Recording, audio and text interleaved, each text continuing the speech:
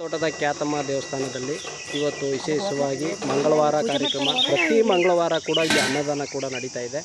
ಇಲ್ಲಿ ಭಕ್ತಾದಿಗಳು ಏನು ಹೇಳ್ತಾರೆ ಅಂತ ಕೇಳ್ಬಾ. ಅಮ್ಮ, ನಿಮ್ಮ ಹೆಸರು? ನಾಗಮ್ಮ. ಯಾವ ಊರವರು? ಮತ್ತಳಿ. ಎಷ್ಟು ವರ್ಷದಿಂದ ಬರ್ತಾ ಇದ್ದೀವಿ? 30 ವರ್ಷದಿಂದ. 30 ವರ್ಷದಿಂದ. ಇಲ್ಲಿ ಏನೇನು ಕೆಲಸಗಳಾಗಿದೆ? ನಮಗೆ ಇಲ್ಲಿ ಬಂದಮೇಲೆ ನಮ್ಮವ್ರ ಮಕ್ಕಳು ಹೆಣ್ಮಕ್ಳು ಮದುವೆ ಮಾಡಿದ್ದೀನಿ. ನಮ್ಮ ಮಕ್ಕಳಿದ್ದವ್ರಿಗೆ ಗಂಡು ಬೇಕು ಅಂದು ಗಂಡು ಮಕ್ಳು ಅದು ಮಕ್ಕಳು ಮರಿಯೆಲ್ಲ ಇಲ್ಲಿ ಅದು ನಮಗೆಲ್ಲ ಒಳ್ಳೇದಾಗದೆ ಖ್ಯಾತಮ್ಮ ದೇವಸ್ಥಾನದಲ್ಲಿ.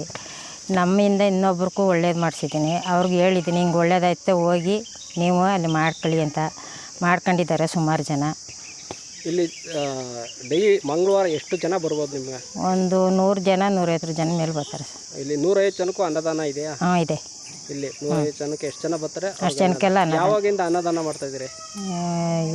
3 ತಿಂಗಳಾಯ್ತು. 3 ತಿಂಗಳು.